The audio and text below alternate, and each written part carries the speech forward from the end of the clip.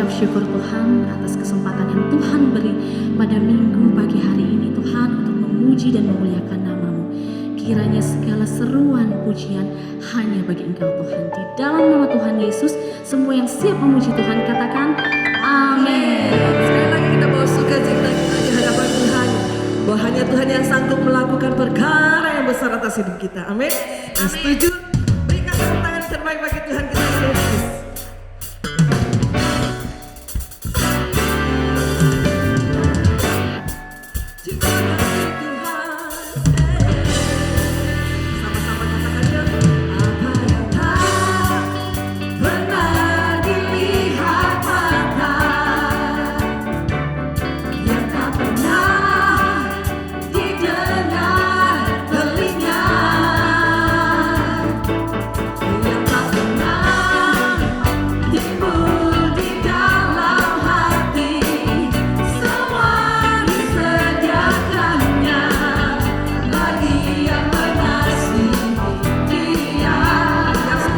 Alasanku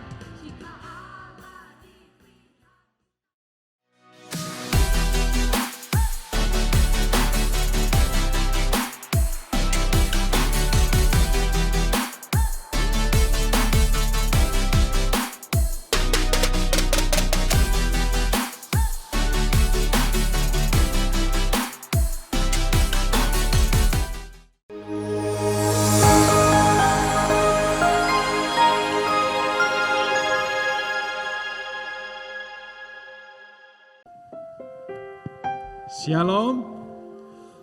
Sekali lagi, shalom Bapak-bapak, Ibu. Puji Tuhan, Tuhan memberikan hari yang baru kepada kita. Mari kita baca ayat firman Tuhan ini bersama-sama. Tak berkesudahan kasih setia Tuhan, tak habis-habisnya rahmat-Nya. Selalu baru setiap pagi, besar kesetiaan-Mu.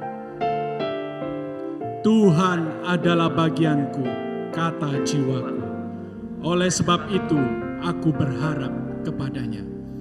Mari pada pagi hari, siang hari ini kita melihat Tuhan hadir bersama dengan kita. Kita mau memberi ucapan syukur kita.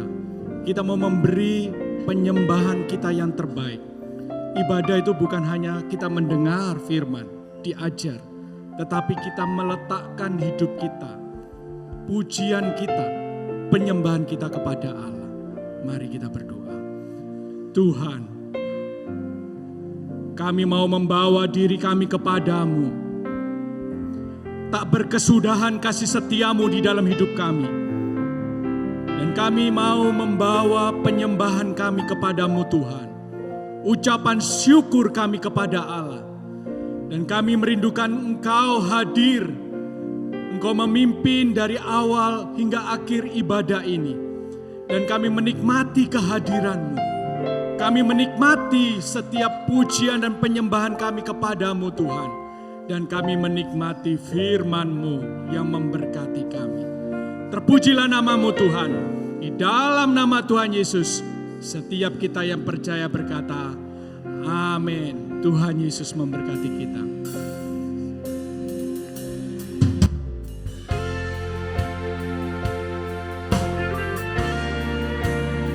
Mari kita siapkan hati dan pikiran kita untuk memuji dan menyembah Tuhan pagi hari ini.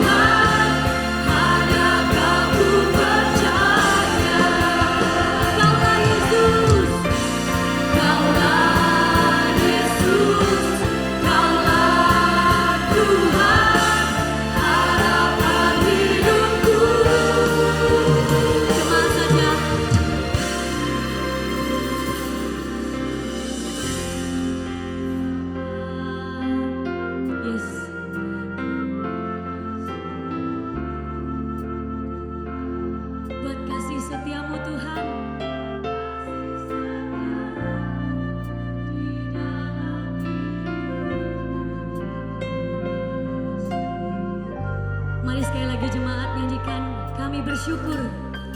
Ku bersyukur Bapa, ku bersyukur Tuhan,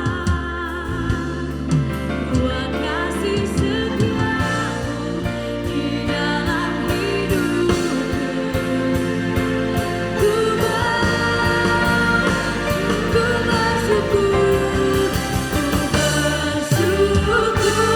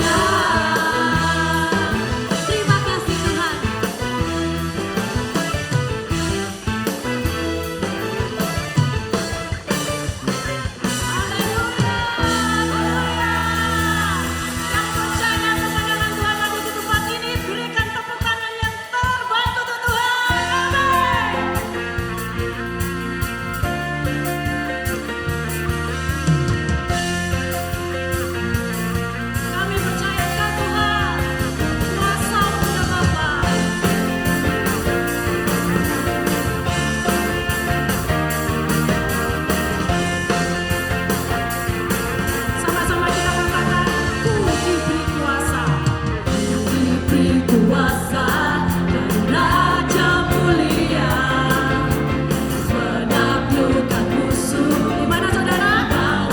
Yes.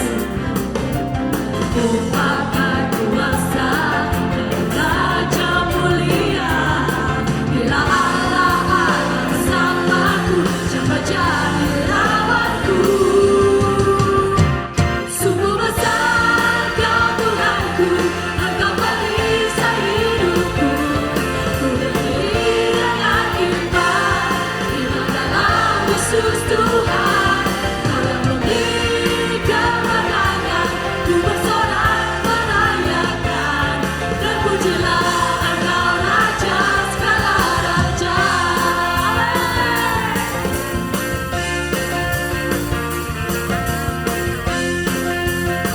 Katakan dengan semangat lagi, ku diberi kuasa.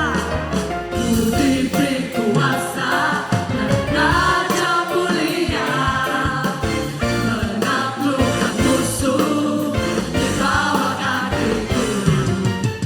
Ku pakai kuasa dan Raja mulia. Bila Allah ada bersamaku, siapa jadi lawanku? Allah ada bersamaku, siapa jadi siapa jadi lawanku? Sungguh besar Kau Tuhanku, Engkau perisai hidupku. Ku berdiri dengan iman dalam Yesus Tuhan. Kau yang memberi kemenangan, ku bersorak merayakan. Terpujilah Engkau Raja segala raja.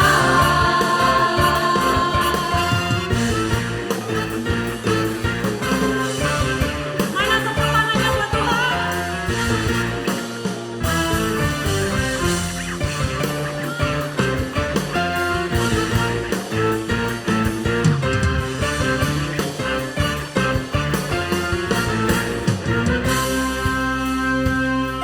Sungguh besar Kau Tuhanku, Engkau perisai hidupku.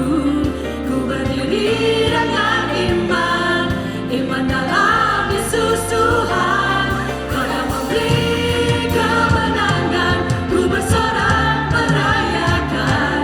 Terpujilah Engkau Raja segala raja. Sungguh besar Kau Tuhanku, Engkau perisai hidupku. Ku berdiri dengan iman dalam Yesus Tuhan. Kau yang memberi kemenangan, ku bersorak merayakan.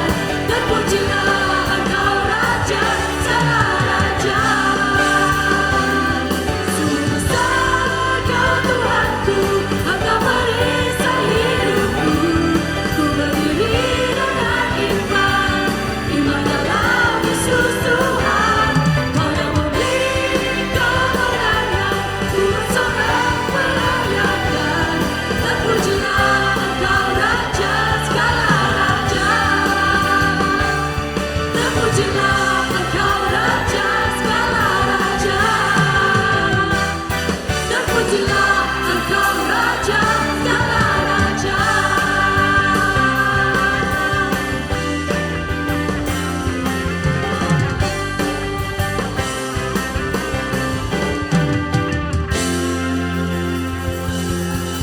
Haleluya. Kan sorak-sorak yang efek bagi Tuhan. Amin. Tuhan, ini komitmen kami dari awal. Kami mau mengasihi Engkau dengan segenap hati dan jiwa kami ya Bapa. Bapa, ajari kami untuk melakukan, menggenapi setiap firman-Mu. Karena tujuan hidup kami Bapa hanya untuk menyenangkan hati-Mu Tuhan. Kami siap Tuhan untuk membuka hati kami, untuk kami lebih dalam masuk dalam hadirat-Mu. Amin.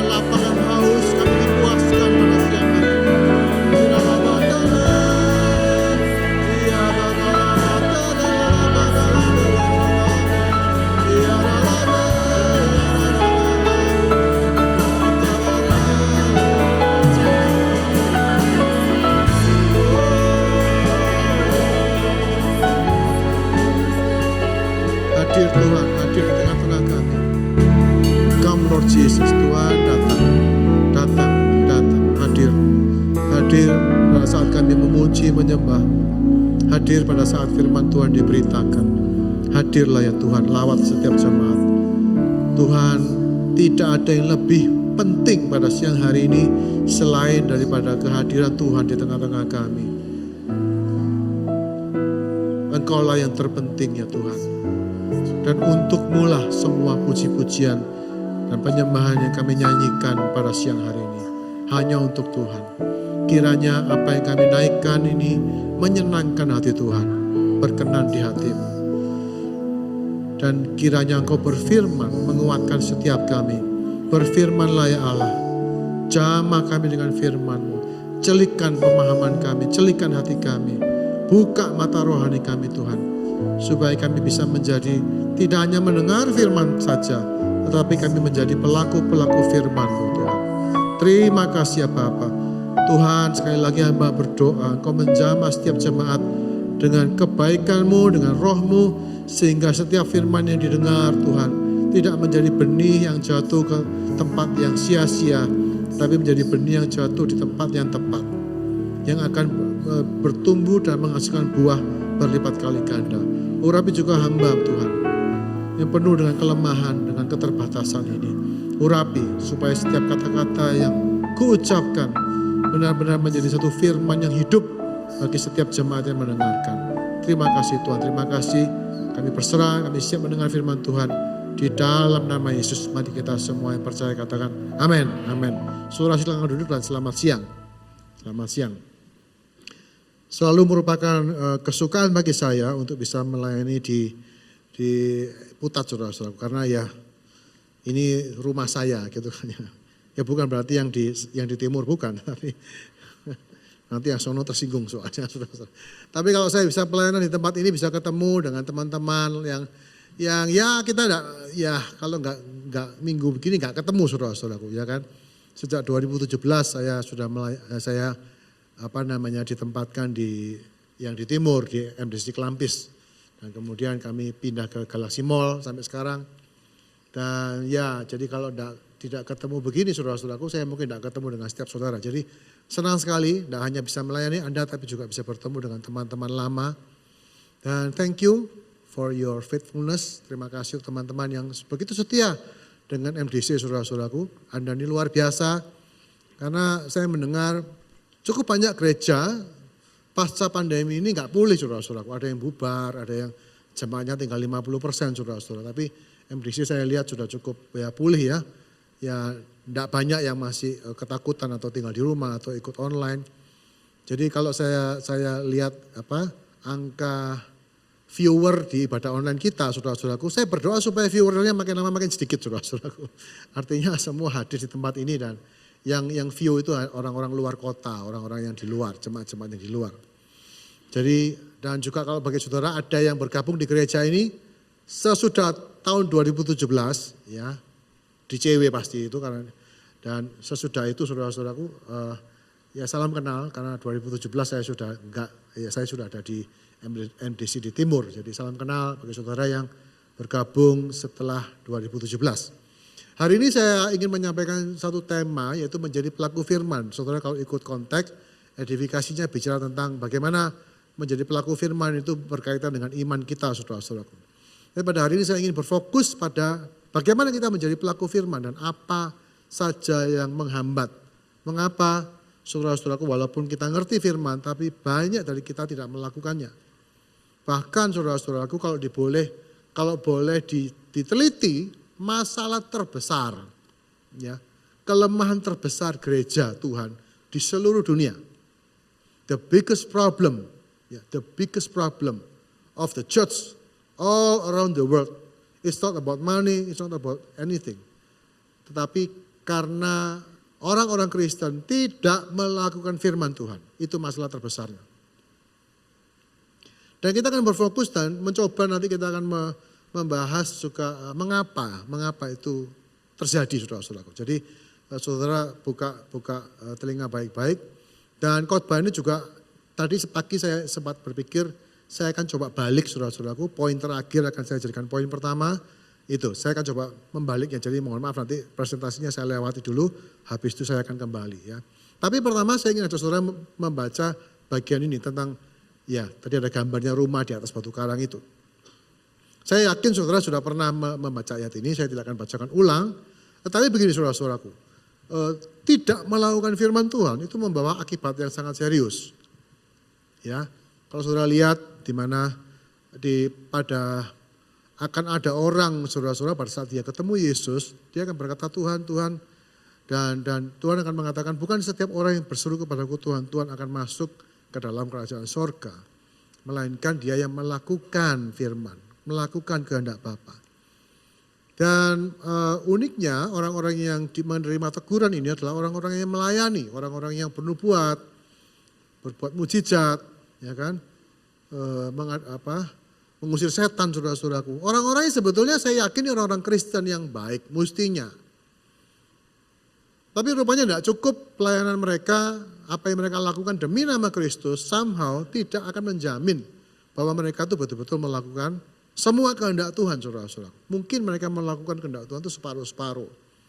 Sudah pasti ini tidak ditujukan kepada orang-orang tidak percaya, karena mereka-mereka ini adalah orang-orang yang melayani. Dan Yesus mengatakan aku tidak mengenal engkau. Jadi mungkin di awal ini agak sedikit ya kita lihat resikonya gitu. Bahwa kita tidak bisa menjadi pelaku firman yang separuh-separuh saudara-saudara. Dan kemudian Yesus memberikan sebuah perumpamaan lagi seperti orang bangun rumah. Orang yang mendengar firman dan melakukannya itu seperti bangun rumah di atas batu karang. Badai, hujan, banjir pasti datang. Dan rumah itu tidak roboh, rumah itu bertahan. Tapi orang yang dengar dan tidak melakukan, membangun rumah di atas pasir katanya. Jadi bukan soal masalah yang datang. Setiap kita pasti kena badai, pasti kena banjir. Setiap kita pasti digoncang, pasti. Mau pandemi, mau resesi, mau apapun juga. Kegoncangan pasti terjadi. Dan kita tidak akan terhindar dari itu. Tuhan itu tidak menghindarkan kita dari semua permasalahan yang ada dalam dunia ini. Kita akan diperhadapkan. Masalahnya bukan banjirnya, masalahnya Anda bangun di atas apa begitu. Kalau Anda melakukan firman dengan konsisten, Anda membangun di atas batu, walaupun rumah itu kena banjir, kena goncang kayak apapun dia tidak akan roboh. Jadi sekarang saya akan mengajak saudara untuk melihat saudara-saudaraku mengapa kita itu tidak bisa melakukan firman. Saya yakin setiap saudara yang datang ke sini saudara-saudara, pasti saudara itu sebetulnya ingin menjadi pelaku firman. Pasti. Kalau saudara tidak ingin melakukan firman, kalau Anda membenci firman Tuhan, tidak mungkin Anda ada di sini. Anda datang beribadah setiap minggu, itu artinya Anda itu mau mendengar firman Tuhan. Meskipun belum tentu Anda setuju dengan semua yang Anda dengar, tapi paling tidak Anda menyediakan waktu Anda, menyediakan diri Anda, berkorban, datang, meninggalkan kenyamanan rumah Anda, datang dan mendengar, dan memuji, menyembah, dan mendengar firman. Jadi saya yakin 100% di antara kita, kalau ditanya apakah saudara itu rindu melakukan firman Tuhan atau mendengar dan melakukan, saya yakin kita semua mengatakan iya. Tetapi saudara-saudaraku, kerinduan itu tidak otomatis bisa terjadi. Tapi mari kita melihat apa sih yang menghalangi orang Kristen untuk melakukan firman Tuhan. Karena seperti tadi saya katakan, saya yakin kita semua itu kepingin, maulah. Kita semua mau, tapi kita menjumpai bahwa ternyata itu tidak kita lakukan. Ada dua penyebab saudara-saudara. Yang pertama adalah visi yang tidak jelas. Maksudnya apa? Kita tidak tahu, tidak punya satu visi, untungnya apa melakukan firman Tuhan itu. Kita hanya mengatakan itu sebagai hal yang baik. Oh itu bagus. Wah bagus, benar, itu benar. Tapi hanya mengatakan itu sebagai satu kebenaran, hanya mengaminkan firman Tuhan, tidak akan membuat saudara melakukan firman Tuhan itu. Tidak otomatis maksud saya. Kalau firman Tuhannya gampang, mungkin kita bisa lakukan. Oh itu benar dan mudah. Tapi kita menjumpai bahwa ya seringkali tidak semudah itu. Dan butuh perjuangan saudara-saudaraku. Sebab itu saya yakin perlu sekali bagi kita untuk punya visi. Apa sih gitu? Apa sih keuntungannya melakukan firman Tuhan? Jadi apa hidup kita? Dalam Matius 7:25 dikatakan hujan, banjir, angin melanda rumah itu, tapi rumah itu tidak rubuh sebab didirikan di atas batu. Firman Tuhan menjamin bahwa kalau saudara melakukan firman Tuhan, Anda tidak akan digoncangkan. Pandemi ini luar biasa, menggoncang semua orang. Membuat orang takut sakit, takut mati, takut keluar rumah, takut apa. Goncang, kerjaan-kerjaan goncang. Bahkan mungkin kita goncang seperti orang lain juga goncang. Orang yang tidak percaya Tuhan goncang, kita juga goncang. Segoncang mereka, saudara-saudara. Kenapa? Karena sekali lagi masalahnya sama-sama beratnya. Tetapi kalau saudara membangun rumah di atas pasir, saya ini mulai tahun kemarin dipercaya menjadi salah satu ketua dari Sinode GKPB, saudara-saudara. Ya, gereja kita, Gereja Kristen Perjanjian Baru Masa Depan Cerah ini punya induk organisasi, ya, Majelis Pusat Sinode.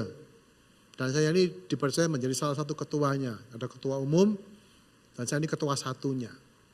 Dan saya sudah terlibat di Sinode ini sudah lebih dari 10 tahun menjadi salah satu ketua dari Sinode ini. Nah, saya melihat saudara-saudaraku, ya beberapa gereja didirikan dengan sangat baik, diperjuangkan dengan sangat baik. Tapi setelah sekian puluh tahun dan pendirinya kemudian menjadi berusia lanjut, kemudian ternyata apa yang dibangun berpuluh-puluh tahun itu kemudian ambruk gitulah kira-kira. Pecah dan diakhiri dengan kepahitan, perpecahan seperti itu. Saya tidak mau menghakimi tetapi it happens, itu terjadi. Mungkin ada di antara kita juga, kita ini membangun satu kehidupan yang kita perjuangkan dari muda. Dan begitu kita sudah mencapai titik di mana mestinya kita menikmati keberhasilan, yang terjadi adalah malah gak karu-karuan, konflik, cerai di usia lanjut saudara-saudara. Dan bisnis yang kita andalkan ternyata anak-anak kita tidak mau melanjutkannya misalnya begitu. Dan kayak semua yang kita rintis menjadi sia-sia begitu. Ya, apapun bisa terjadi dan saya juga tidak berani menghakimi bahwa itu karena saudara tidak melakukan firman Tuhan. No, cuman satu hal yang pasti kalau kita tidak menjadi pelaku firman, saudara itu mendirikan hidupmu di atas dasar yang tidak terjamin. Nah, visi ini saudara perlu punya. Dan kemudian di Yosua dikatakan orang yang memperkatakan kitab Taurat itu siang dan malam merenungkannya dan bertindak hati-hati sesuai dengan apa yang tertulis di dalamnya, orang itu akan berhasil dan beruntung sampai akhir hidupnya. Ini salah satu visi, salah satu pandangan ke depan di mana saudara bisa tidak melihat bahwa melakukan firman itu akan memberi saudara itu keberuntungan dan keberhasilan yang sangat besar.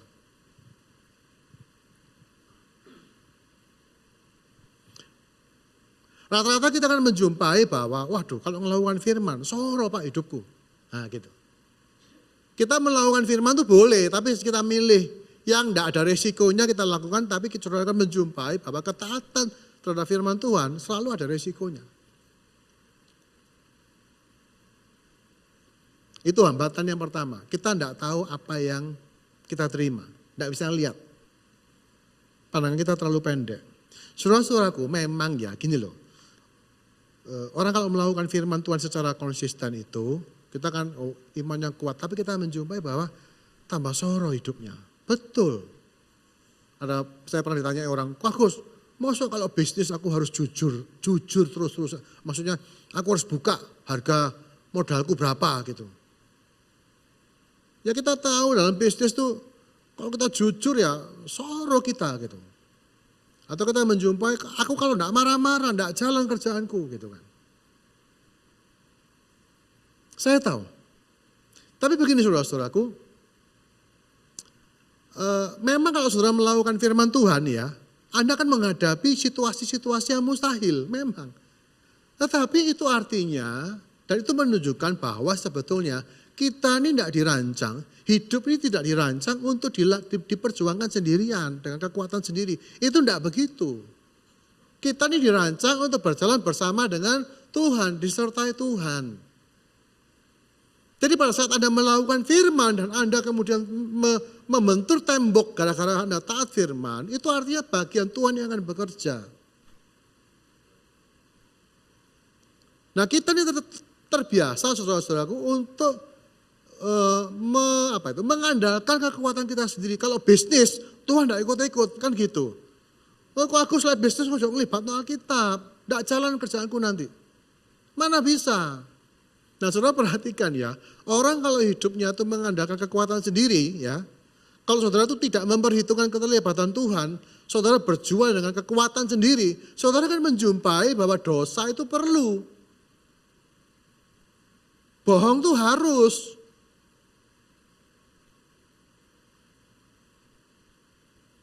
Kebohongan itu adalah dosa yang besar, tetapi sebagai penolong dalam kesesakan sangat terbukti, saudara-saudaraku.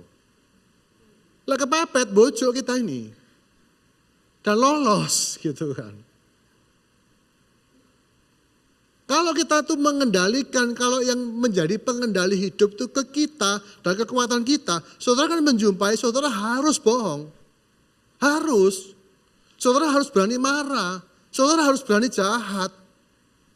Kalau saudara nggak jahat, saudara ditelan sama kejahatan.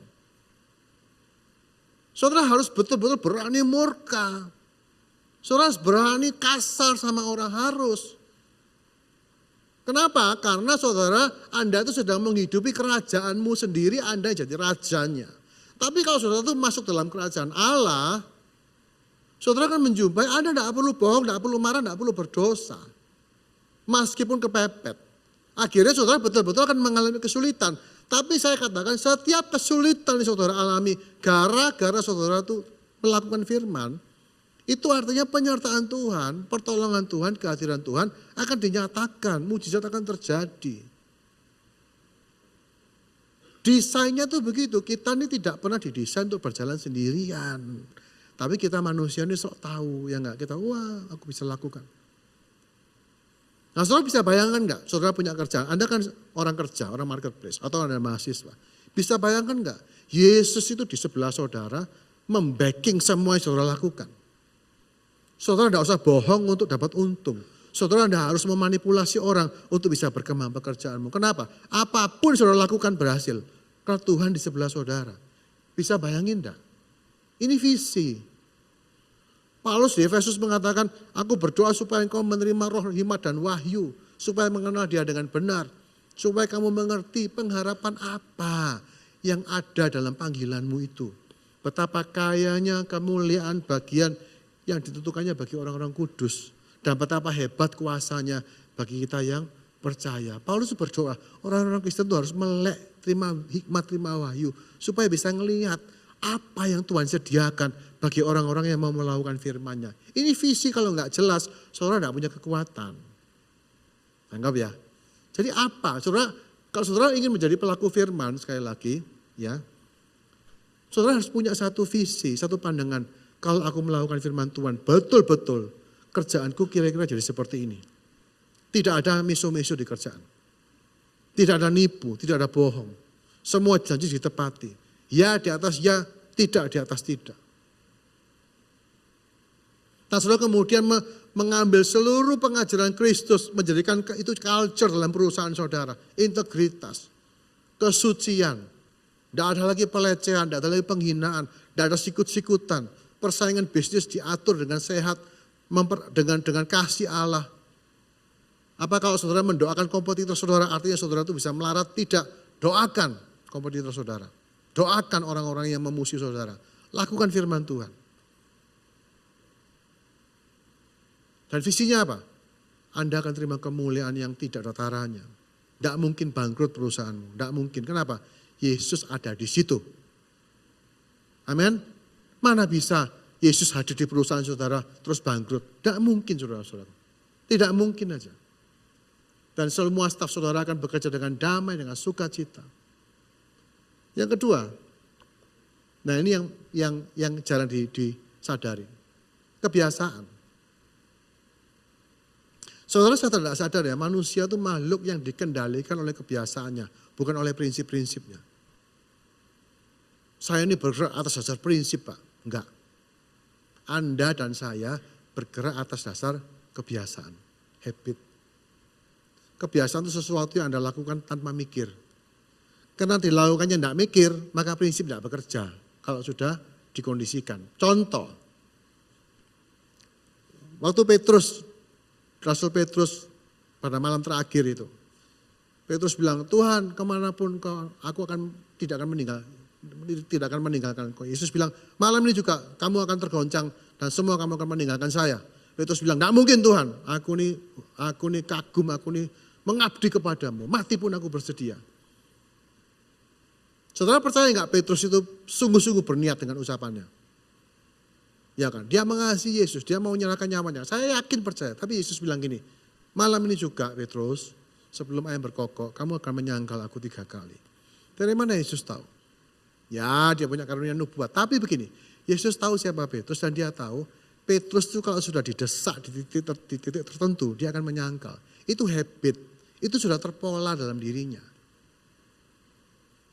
Jadi Petrus menjumpai walaupun dia bertekad, saudara Petrus itu sudah nyerang, dia sudah pakai pedang, dia sudah maju ke depan, dia potong telinganya itu hamba perwira itu. Bukan dia enggak berniat, bukannya Petrus itu enggak serius, tapi seserius apapun niat saudara, itu akan ditelan oleh kebiasaan saudara. Begitu Petrus terancam, kamu kan, dan dia melihat Yesus kok enggak melawan, ada sesuatu yang hilang dan kebiasaan lamanya muncul.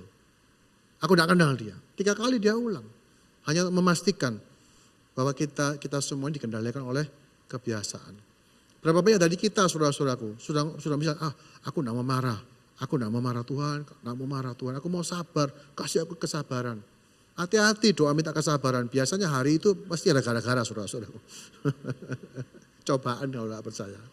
Yang suka marah, Tuhan aku ingin sabar hari ini, beri aku kesabaran. Hari itu juga akan ada sesuatu yang membuat saudara marah. Dan setiap trigger itu akan direspon dengan habit. Apalagi kalau itu hal yang terulang-ulang. Loh, dibaleni, kurang aja, ngamuk wes. Padahal pagi sudah doa Tuhan berikan kesabaran. Kenapa itu terjadi? Habit. Mental, kebiasaan mental. Itu sebabnya orang Kristen seringkali kita dari gereja terima firman Tuhan. Oh benar, amin. Begitu kena situasi yang sama, yang keluar habitnya yang keluar. Memang manusia begitu, kita ini tidak berjalan hidup dengan pikiran kita, enggak. Kalau saudara harus memikirkan semua yang saudara kerjakan, saudara enggak bisa hidup. Nanti ya, orang tuh memikirkan apa yang dilakukan kalau dia tuh belajar naik mobil, oke, mobil, ini setir, ini gas, ini rem, ini rating, ini apa. Waktu belajar semua diingat, semua itu dipikirin. Kiri, kanan, gas, rem, semua pakai pikiran. Itu sulit, lambat. Itu namanya belajar. Begitu sudah belajar, selesai, jadi habit. Tidak mikir sama sekali. Belajar itu sulit, tapi menghilangkan apa yang sudah dipelajari itu lebih sulit, saudara-saudaraku. Nah ini yang jadi masalah, karena apa? Banyak kebiasaan kita itu tidak mendukung kita untuk taat pada firman.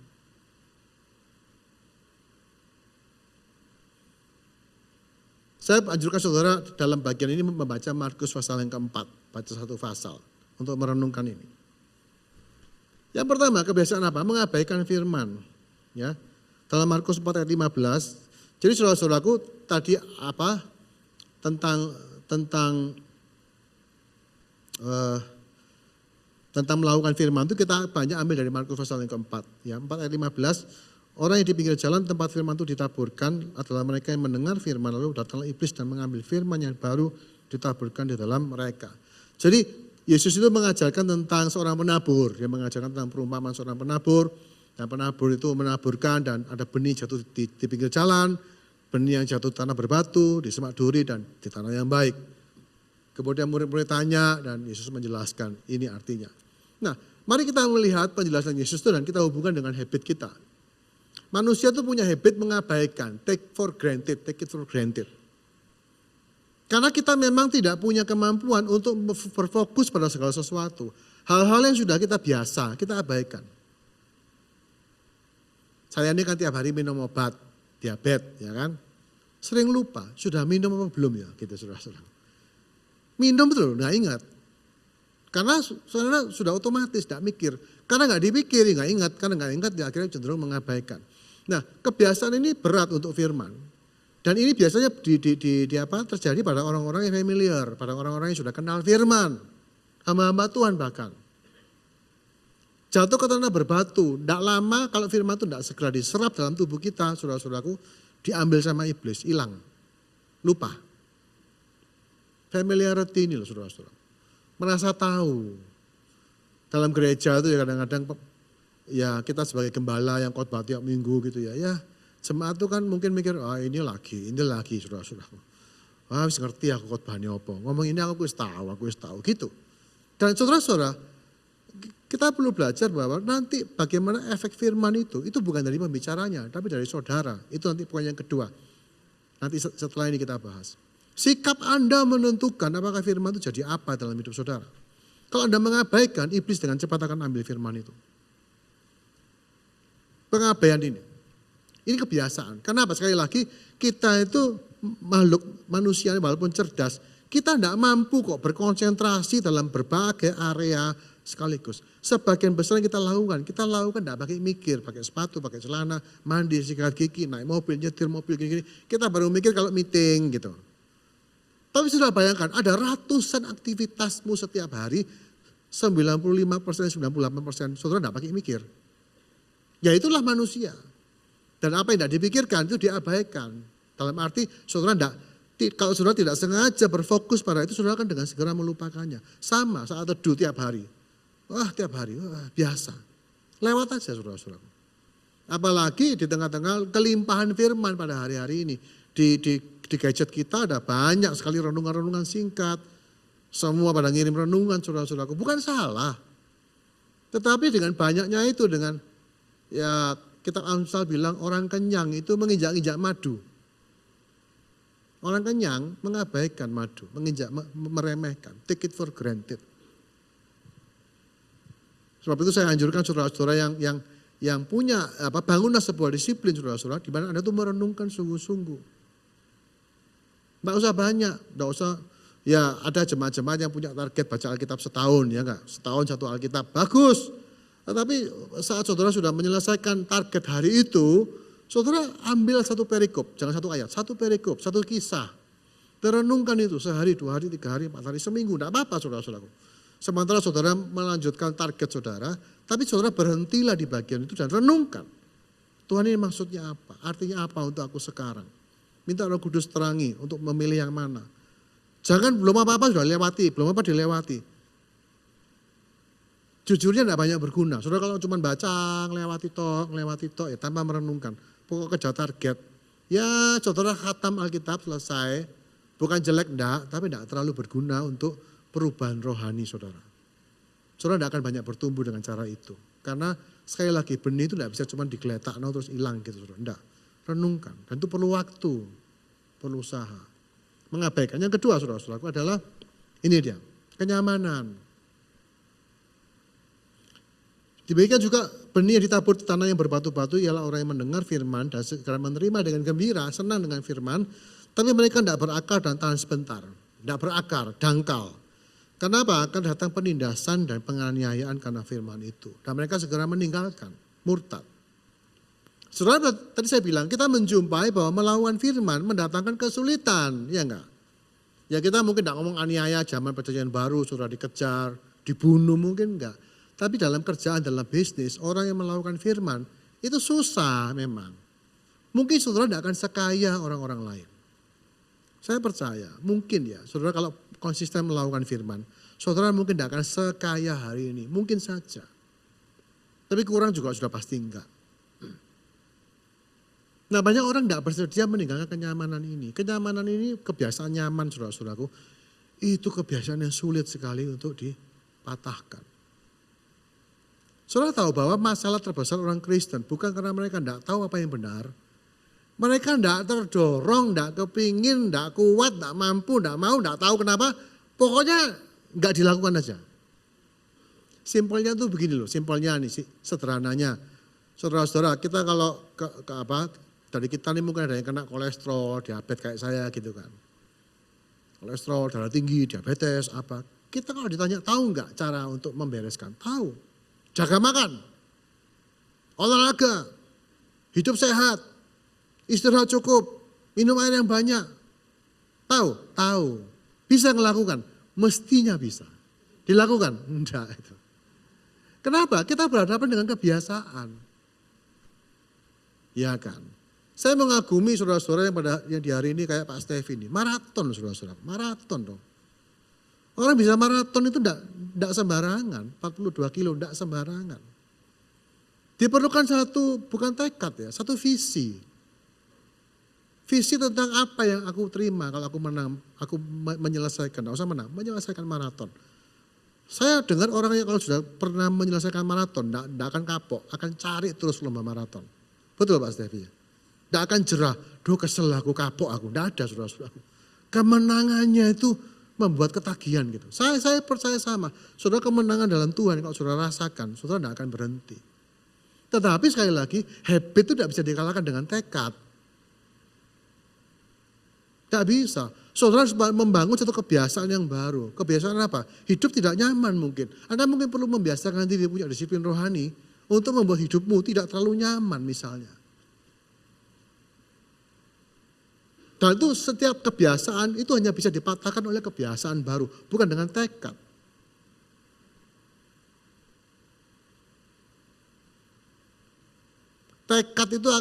Tekad itu breakfastnya habit saudara-saudara. Namanya tekad sekuat apapun, kena habit, jadikan makan pagi. Makanya tiap tahun kita punya tekad ini, resolusi ini, mau kurus, mau apa. Ya 1, 2, 3 minggu buyar semua saudara-saudara. Kebiasaan lama mengambil alih. Sama kebiasaan emosi, kebiasaan bohong. Nah kita sadari dulu ini masalah habit. Bukan masalah kita tidak mau melakukan firman, mau. Mau kalau gak ada apa-apa, begitu ada pencobaannya, begitu digarai lagi, jatuh aja.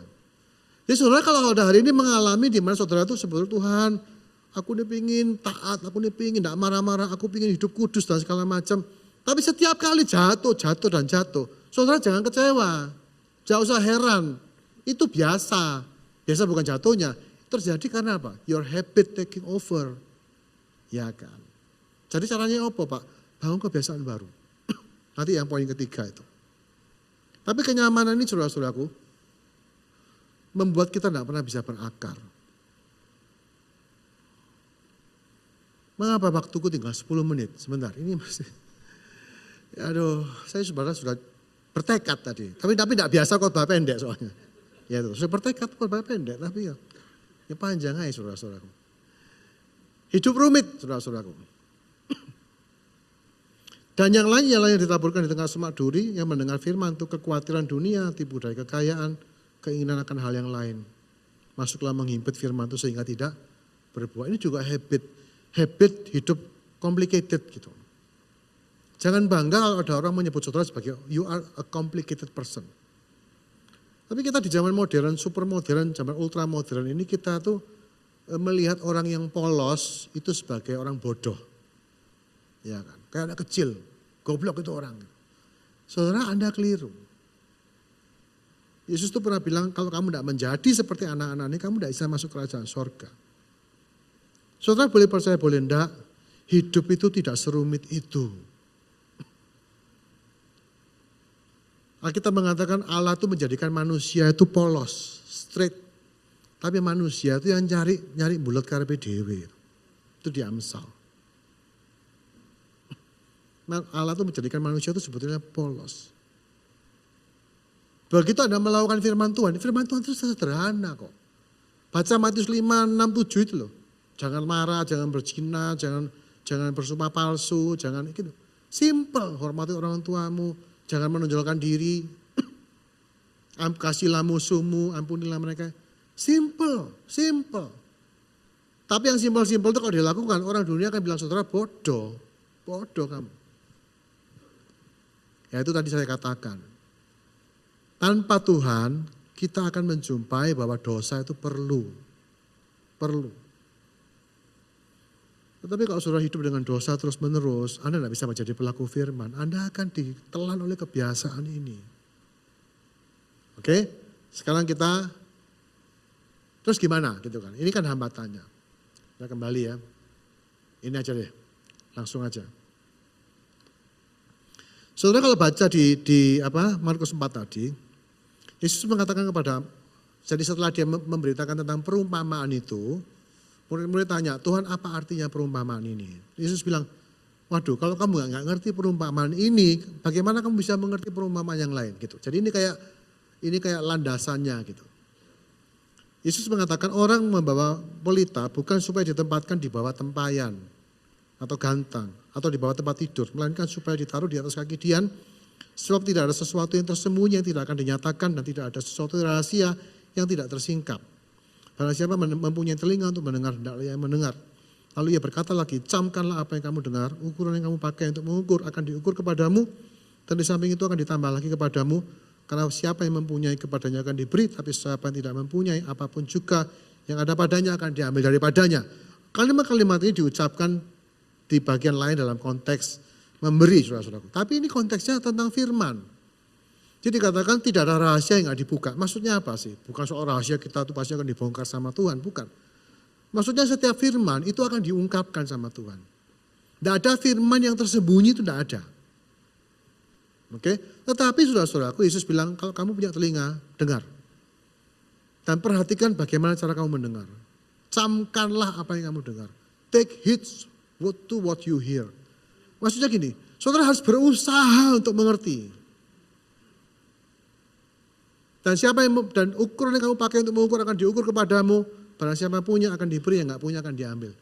Yang mau ngerti akan tambah ngerti, yang nggak mau ngerti tambah nggak akan ngerti. Nah ini penting saudara-saudaraku, karena begini. Zaman sekarang ini, gereja itu menjadi tempat konsumen, jemaat itu jadi konsumen. Datang dengar khotbah, terus membuat penilaian. Oh, khotbah ini enak, khotbah enggak enak. Saudara saya kasih tahu ya, dampak dari khotbah firman Tuhan itu tanggung jawabnya di saudara, bukan di pembicara. Ya, saya sebagai pembicara punya tanggung jawab. Tanggung jawab saya apa? Tanggung jawab saya itu terhadap Tuhan. Bahwa saya belajar, saya merenungkan, dan saya menyampaikan firman ini dengan motivasi yang setulus-tulusnya. Dan saya bertanggung jawab menjaga hidup saya supaya saya tidak menjadi batu sandungan, supaya firman Tuhan jangan terhalang. Tetapi saudara-saudaraku, Anda yang mendengar firman Tuhan, Anda tidak boleh punya mentalitas konsumen. Weh bagus, weh jelek, wah itu lagi. Sudah lihat, kebiasaan kita itu menilai, ya enggak? Ukuran yang kamu pakai untuk mengukur akan diukur kepadamu. Kalau saudara mengatakan, wah ini lagi. Kalau saudara ngomong seperti itu, Anda tidak akan terima apa-apa. Itu akan jadi benih yang diambil iblis saja. Ini habit sekali lagi. Saya tahu saudara tidak mungkin sengaja. Ya kita tahulah, kita ini gereja, gembala-gembala kita ini punya kapasitas yang berbeda-beda. Nah sebagai gembala saya juga ngalami, wah aku cukup terus salah bosen. Ada yang ngomong begitu saudara-saudaraku. Saya bilang, Yos, aku undangan putar terus saya bilang. Enggak. Tapi itu terjadi, kenapa? Familiarity kan. Sebagus-bagusnya khotbah siapapun, kalau tiap minggu dengar ya rasanya bosan, betul enggak? Tapi bosan enggak bosan itu tanggung jawab Anda. Barang siapa bertelinga hendaklah yang mendengar. Kita ini hamba Tuhan saudara-saudaraku, diajari supaya khotbahmu itu menarik, enggak bosan nih, pakai cerita. Ya kan? Pakai ilustrasi. Saudara kalau menjumpai saya khotbah, mungkin ilustrasiku itu tidak banyak. Uniknya saudara-saudaraku, orang bilang, Yesus itu loh storyteller. Tapi saudara perhatikan, Matius 4, ayat berapa itu? Tadi pagi tidak saya buka. Sekarang saya buka ya, saya buktikan ya. Matius 4 ya.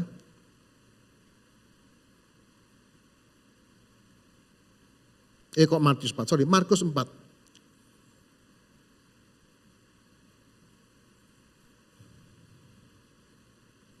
Markus 4 ayat 10, ketika ia sendirian, pengikut-pengikutnya dan ke-12 murid itu menanyakan dia tentang arti perumpamaan itu. Jadi perumpamaan tentang penabur. Jawabnya, kepadamu telah diberikan rahasia kerajaan Allah, tetapi kepada orang-orang luar segala sesuatu disampaikan dalam perumpamaan, supaya, ayat 12, sekalipun melihat mereka tidak menangkap, sekalipun mendengar mereka tidak mengerti, supaya mereka jangan berbalik dan menjabat ampun.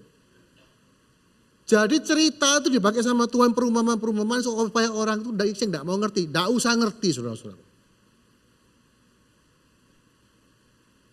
Saya waktu bacaan saya kaget. Saya ini pakai perumpamaan-perumpamaan supaya orang yang tidak ngerti jadi ngerti.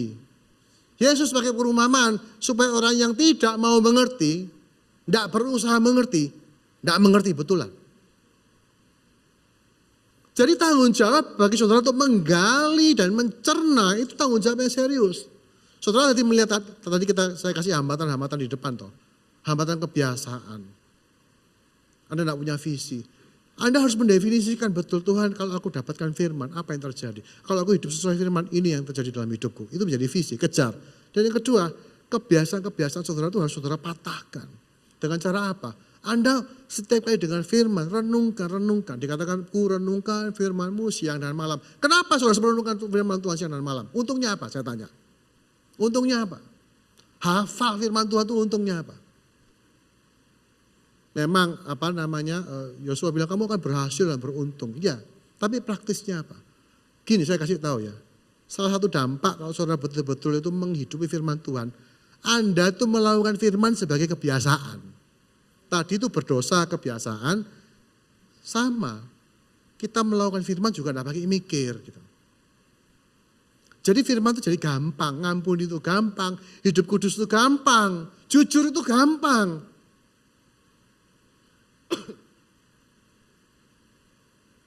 Lebih gampang mana? Mengampuni sama tidak mengampuni? Rasio aja. Lebih gampang mengampuni. Mengampuni itu lebih enak, bebas, tak nyimpan dendam. Ketemu siapa aja bisa ketawa-ketawa. Tapi kalau saudara mendendam, kanker loh muncul saudara-saudaraku. Hidup susah, mati susah itu orang dendam itu.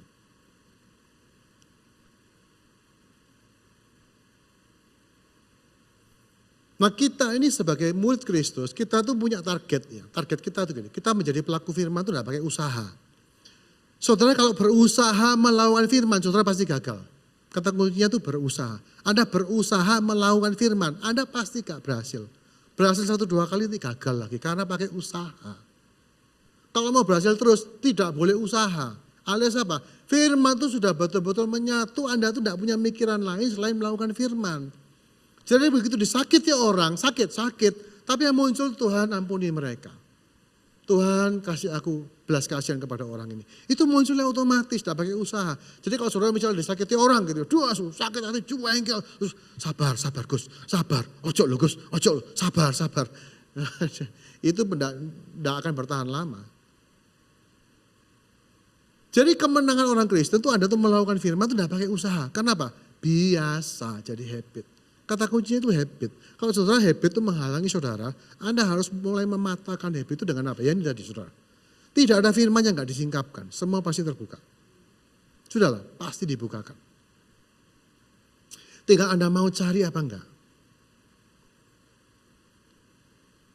Tiap kali Anda dengar khotbah atau saat itu di rumah, mau enggak Anda mengatakan Tuhan, please explain this, jelaskan, aku mau.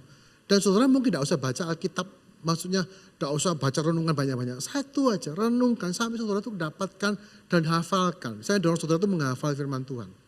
Hafalkan tidak cuma satu ayat emas gitu. No, hafalkan satu perikop, satu cerita. Tidak usah hafal letter luck juga tidak apa-apa. Tapi paling tidak saudara tahu itu isinya apa. Dan saudara bisa renungkan putar gitu. Kayak tadi saya bilang, aku berdoa supaya engkau menerima roh hikmat dan wahyu untuk mengenal dia dengan benar. Itu saya hafalkan. Supaya kamu mengerti pengharapan apakah yang terkandung dalam panggilannya. Mungkin tidak kata-kata tidak sama persis, tidak apa-apa. Toh Alkitab kita juga sudah diganti terjemahan baru yang kedua, saudara-saudara. Beli itu Alkitab baru.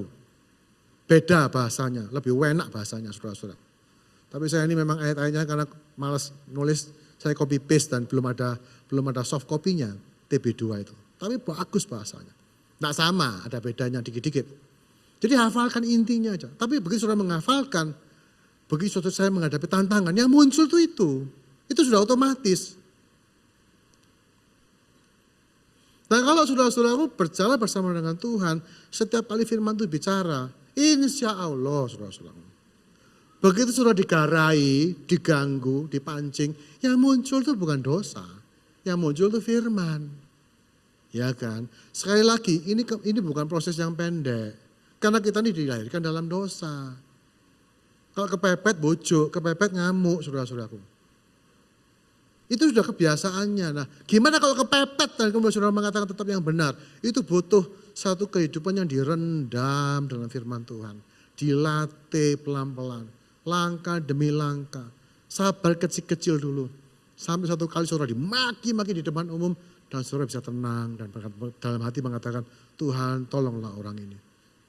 Sama seperti Yesus di atas kayu salib, ampunilah Bapa, Mereka tidak tahu apa yang mereka lakukan. Itu otomatis keluar dari hatinya Yesus. Dan saudara jangan ngomong itulah Yesus. Loh saudara itu dipanggil untuk menjadi seperti dia dalam hal ini. Dan sekali lagi itu tidak bisa diusahakan di titik itu. Kalau sudah meledos tidak ada yang diusahakan. Diusahakannya itu sebelum trigger-trigger itu terjadi. Nangkep ya? Sebelum saudara diperhadapkan dengan situasi yang sulit, saudara sudah mendisiplin diri saudara untuk punya sikap seperti ini. Gitu. Semua pasti tersingkap. Tinggal kita dikatakan barang siapa bertelinga hendaklah ia mendengar. Perhatikan cara saudara mendengar. Jangan anggap enteng. Amin. Dan saudara akan menjumpai nanti bahwa visi yang tadi saya bilang, visi tentang menjadi seorang pelaku firman itu ya dan amin, itu benar. Anda akan mengalami hidupmu itu disertai Tuhan luar biasa. Saya tuh mendengar lagunya itu loh, siapa itu? Ku tak akan menyerah, walau apapun juga. Sebelum ku coba semua yang ku bisa gitu kan. Sebuah gambaran hidup di mana kita tuh berjuang mati-matian dengan kekuatan sendiri. Mencoba semua yang kita bisa. Sampai kemudian mentok baru Tuhan tolong gitu. Tuhan mengatakan keliru, nak keliru kamu itu. Dari awal aku nih melokno, libatkan.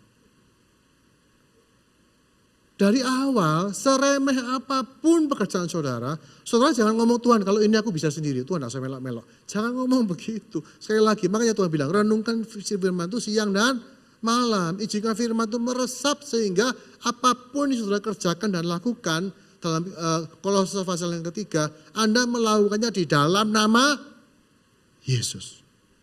Apa artinya? Melakukan dan mengerjakan, mengatakan apapun di dalam nama Yesus. Artinya apa? Dalam segala perkataan, perbuatan, pekerjaan, profesi, kegiatan, aktivitasmu, kesenanganmu, hobimu, segala sesuatu Anda itu melakukannya dengan membawa nama Yesus. Artinya Anda itu bersama dengan Dia dalam segala hal yang Anda kerjakan. Dengan hidup seperti itu Anda akan menjumpai, Anda tidak perlu bohong, tidak perlu korupsi, tidak perlu nyuap, tidak perlu marah-marah, tidak perlu maki-maki orang, tidak perlu saudara menggunakan kebencian, kegeraman, kata-kata yang menyakitkan untuk mengendalikan orang. Tidak perlu. Dan begitu Anda bisa punya visi seperti itu, iya ya, bisa loh hidup tanpa dosa itu. Bisa loh hidup dengan sepenuhnya mengandalkan firman. Anda akan melihat, wow, that is the better life, the best way, the best kind of life. Akulah jalan kebenaran dan hidup. Allah itu adalah terang dan di dalam Dia sama sekali tidak ada kegelapan. Itu firman hidup itu. Firman itu akan menerangi jalan saudara. Hidupmu itu akan terang benerang. Banyak orang Kristen menganggap kesulitan-kesulitan hidup mereka itu bilang proses katanya. Saya kasih tahu ya, saya tidak yakin saudara-saudaraku bahwa hidup itu seberat itu prosesnya. Bukan proses. Masalahnya apa? Anda tidak punya terang. Anda kalau masuk ruangan ini ya, ruangan ini digelapin total, terus mata Anda ditutup gitu. Anda masih terbentur, kesandung kursi, kesandung ini, kepreset kursi, apa. Anda akan mengalami jatuh bangun di ruangan gelap itu. Kenapa? Because you cannot see anything. Begitu Anda bisa lihat, ada terang dan mata terbuka saudara-saudaraku. Kalau firman hidup yang adalah terang itu Yohanes pasal 1. Firman itu menjadi manusia, firman itu adalah terang hidup. Ya. Terang hidup itu masuk dalam hatimu, Anda melihat dengan jelas, hidup itu tidak seberat itu Bapak Ibu. Tidak. Ada proses ada, aniaya ada, karena kebenaran. Tapi Anda tidak mungkin jatuh tertelungkup hanya karena kelalaian atau apa. Tidak. Orang yang melek, matanya terang, tidak akan kesandung apa-apa. Anda bisa lari-lari keliling-keliling kursi di sini tanpa kesandung kursi sama sekali. Because you can see. Betul. Hidup itu tidak seberat itu. Hidup jadi berat kenapa? Karena kita tidak melakukan firman. Karena kita melakukannya dengan kekuatan kita sendiri. Amin. Yesus bilang firmanku itu tidak berat. Marilah kepadaku semua yang letih sudah berbeban berat. Aku akan memberi kelegaan kepadamu. Pikul aku yang kupasang dan belajar daripadaku. Sebab aku ini lemah lembut dan rendah hati. Sebab apa? Kuku itu ringan. Bebanku itu enak.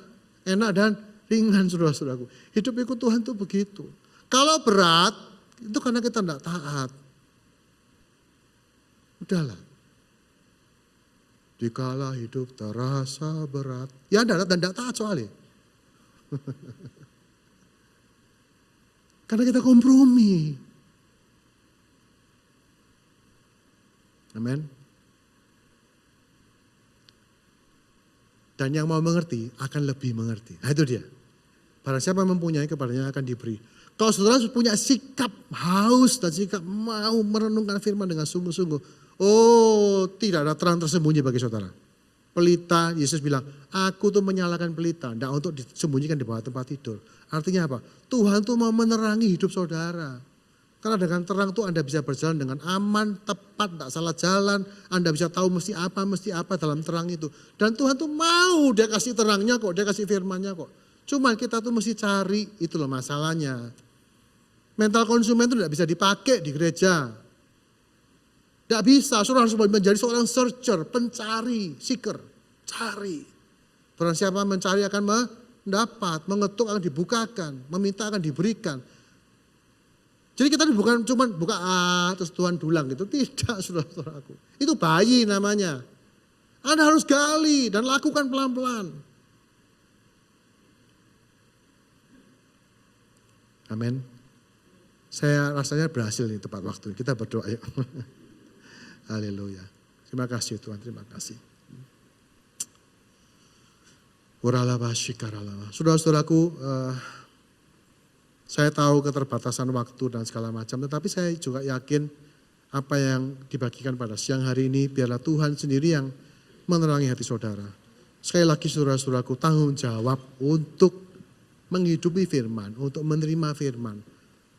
Firman itu menjadi benih itu diperlakukan seperti apa, itu ada dalam tangan saudara. Entah kalau saudara memperlakukan benih itu seperti satu benih yang jatuh di pinggir jalan, yang pulang dari tempat ini saudara sudah lupa semuanya, di mana iblis tidak akan menunggu untuk mencuri benih itu. Atau benih ini akan jatuh di tanah yang berbatu.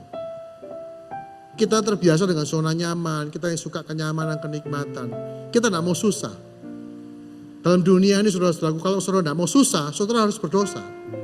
Anda harus kompromi, Anda harus melanggar peraturan. Anda kalau mau gampang, mau cepat, Anda harus melanggar beberapa peraturan. Anda harus melanggar hukum. Kalau Anda jalan taat aturan, saudara akan menjumpai bahwa hidup ini tidak mudah begitu. Tetapi saudara sadari bahwa justru kemustahilan yang harus Anda hadapi adalah ruang untuk Tuhan untuk bekerja, menunjukkan mujizatnya. Saudara kalau ingin hidup dalam mujizat, hiduplah taat firman. Tuhan akan membuka jalan dengan cara-cara yang ajaib. Saya yakin saudara pernah mengalami mujizat semacam itu. Mujizat itu bukan diberikan kepada orang yang tidak bertanggung jawab, yang kemudian mengabaikan firman, dan kemudian terjerumus, lalu dia kemudian terima mujizat. Ya, dalam kemurahan Tuhan, kadang-kadang itu terjadi. Tapi kadang-kadang Tuhan izinkan rumah yang kita bangun di atas pasir itu hanyut dan hancur. Hanya supaya kita tahu bagaimana kita mencari batu karang dan mendirikan kembali rumah itu. Atau hidup kita ini dipenuhi dengan kerumitan, saudara-saudara. Keruwetan. Kita menjadi orang yang kompleks, orang yang bulat, orang yang tidak bisa terus terang, orang yang takut dikenali, orang yang ingin dipandang sebagai orang lihai. Saudara-saudaraku, kata-kata lihai itu bagi saya merupakan penghinaan bagi Kristus. Kristus itu tidak lihai, saudara-saudara. Dia lurus, dia jujur, dia tulus. Tidak ada kelihaian, tidak ada. Dan kita tidak perlu menjadi lihai supaya selamat. No. Kita tidak perlu menjadi licik untuk selamat, untuk survive. No. Anda tidak perlu bohong, menipu, memanipulasi. Tidak perlu, saudara-saudara. Kita tidak bisa lepas dari kebiasaan. Kenapa? Karena kita berusaha mengendalikan hidup kita sendiri. Kalau saudara menyadari bahwa Tuhan itu menyertai saudara sepanjang jalan saudara. Dari bangun pagi sampai bangun pagi lagi. Even dalam tidur pun kata firman Tuhan, Tuhan itu memberkati anak-anaknya. Saudara kalau menyadari penyertaan Tuhan itu, saudara akan melihat sama sekali tidak perlu berbohong, marah, maki-maki, benci, menyimpan dendam, serakah, bekerja mati-matian siang malam, gak bisa istirahat. Tidak perlu, takut, khawatir, semua itu tidak perlu, saudara-saudara. Kalau Tuhan di pihak kita, siapa yang bisa menggoncang kita? Tapi itulah, kita ini menghadapi habit kita menghadapi satu pola yang berdosa. Kita mungkin sudah bertobat, sudah percaya firman, sudah bahkan mencintai firman. Tapi sekali lagi, kebiasaan itu tidak bisa ditaklukkan kalau saudara tidak menggantinya dengan kebiasaan-kebiasaan yang baru yang dibangun lewat disiplin. Disiplin apa? Merenungkan firman. Renungkan siang dan malam. Dan mulai taat. Jangan tawar-menawar. Kalaupun gagal, lakukan lagi. Gagal, lakukan lagi. Setiap kali kalau saudara gagal, kalau saudara punya niat lakukan firman, terus gagal, itu artinya kebiasaan saudara masih di situ. Gak apa-apa saudara-saudaraku, Tuhan juga tahu, Tuhan juga sabar. Tapi jangan pernah menyerah, jangan mengatakan, oh memang gak bisa, memang harus kompromi. Don't do that. Jangan lakukan itu, katakan bisa. Satu kali bisa. Tinggal gimana caranya kita melatih, mengubah cara pikir, mengubah kebiasaan mental, mulai mengurangi beberapa kenyamanan dalam hidup ini, sehingga kita tidak harus terlena dalam kenyamanan. Mulai berani untuk menderita, mulai menyederhanakan hidup kita. Jangan menjadi orang yang berbelit-belit, saudara-saudara. Mulailah hidup sederhana dalam pikiran, dalam gaya hidup. Simplify your life. Dan renungkan firman Tuhan itu siang dan malam. Ku renungkan firman-Mu siang dan malam. Ku pegang perintah-Mu dan ku lakukan. Kau tahu ya Tuhan, tujuan hidupku hanyalah untuk menyenangkan hatimu. Sekali lagi katakan, ku lakukan firman.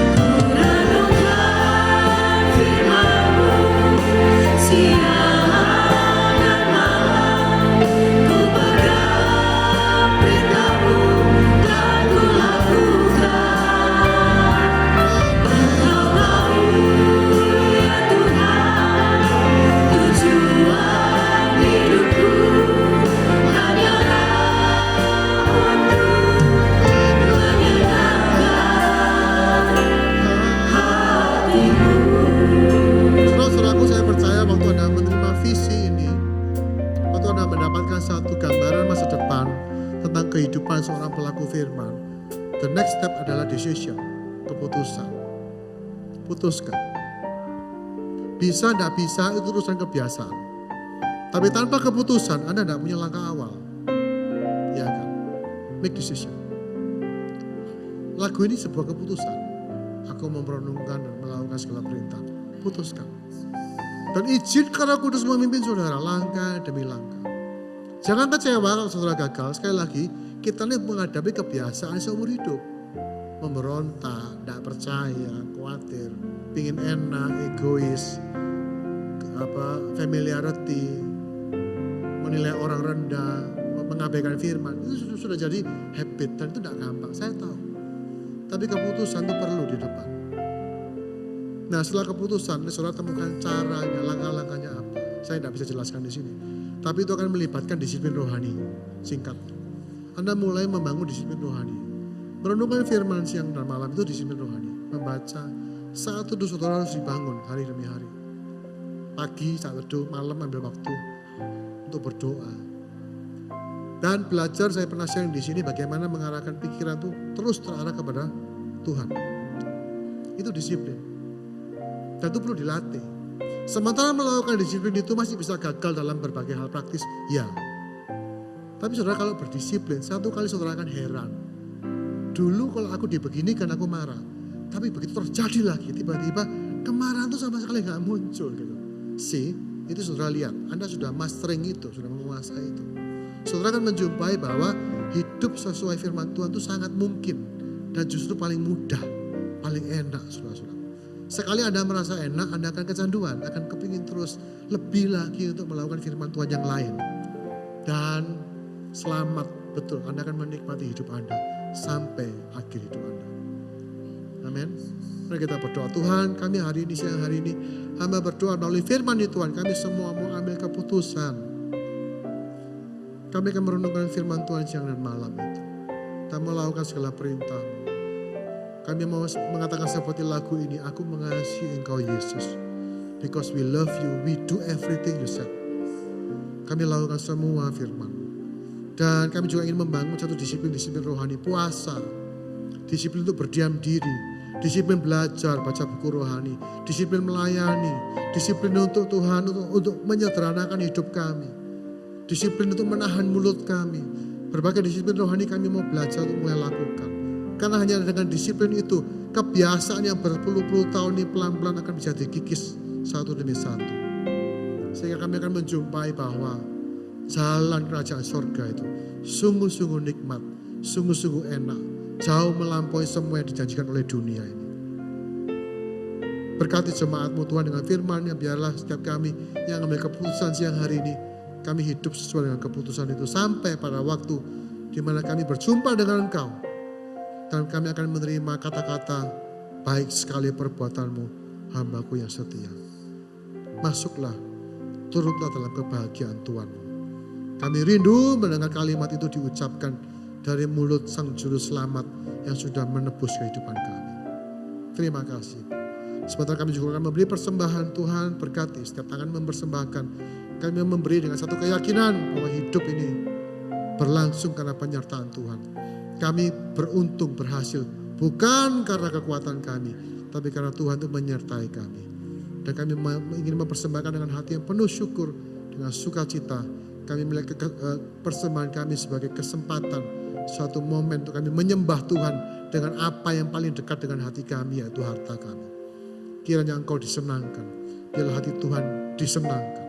Karena untuk itulah kami hidup, yaitu untuk menyenangkan hati-Mu. Terima kasih Tuhan. Di dalam nama Yesus kami berdoa dan bersyukur dan mempersembahkan yang terbaik. Haleluya. Amin. Amin. Sungguh besar Kau Tuhanku, Engkau perisai hidupku. Ku berdiri dengan iman dalam Yesus Tuhan. Kau yang memberi kemenangan, ku bersorak merayakan. Terpujilah Engkau Raja segala raja. Sungguh besar Kau Tuhanku, Engkau perisai hidupku. Ku berdiri dengan iman dalam Yesus Tuhan. Kau yang memberi kemenangan, ku bersorak merayakan. Terpujilah Engkau Raja segala raja. Terpujilah Engkau Raja segala raja. Terpujilah Engkau Raja segala raja.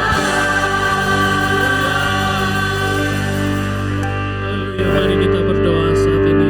Kami bersyukur Tuhan untuk kasih setia-Mu yang tidak pernah habis dalam kehidupan kami. Kami bersyukur karena kami melihat kebaikan Tuhan dinyatakan di dalam seluruh kehidupan kami. Terlebih lagi ya Tuhan, biarlah kami menjadi pelaku-pelaku firman. Biarlah kami meletakkan seluruh kehidupan kami di dalam kebenaran. Dan kami percaya ketika kami meletakkan kehidupan kami di dalam Kristus Yesus, Engkau yang akan mengokohkan kehidupan kami. Dan bangunan itu akan berdiri di atas batu karang yang kokoh. Mari kita mengangkat tangan kita, diberkatilah Engkau jemaat Tuhan. Kemanapun engkau pergi, Tuhan akan memberikan kasih karunia, ada perkenanan Tuhan, dan setiap orang yang bertemu dengan engkau, mereka akan berkata, sungguh Allah yang engkau sembah adalah Allah yang hidup, Allah yang engkau sembah adalah Allah yang luar biasa. Bila melalui kehidupanmu, nama Tuhan dipermuliakan, dimanapun engkau berada, engkau menjadi berkat yang besar bagi sekelilingmu. Terima kasih, terimalah berkat dari Tuhan dengan iman saat ini, di dalam nama Tuhan Yesus. Semua yang percaya katakan, amin, amin. Tuhan Yesus memberkati Bapak Ibu.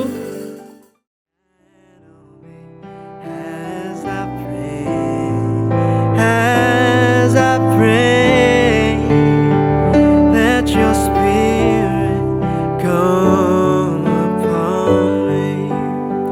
Let your spirit come and fill me. Let it come, let it shine on me as I pray. Let your spirit come be.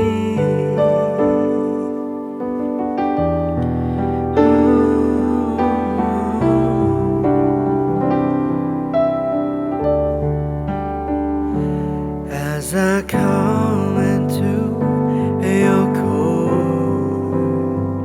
I see the clouds of glory shine. I want to stay. I want to stay.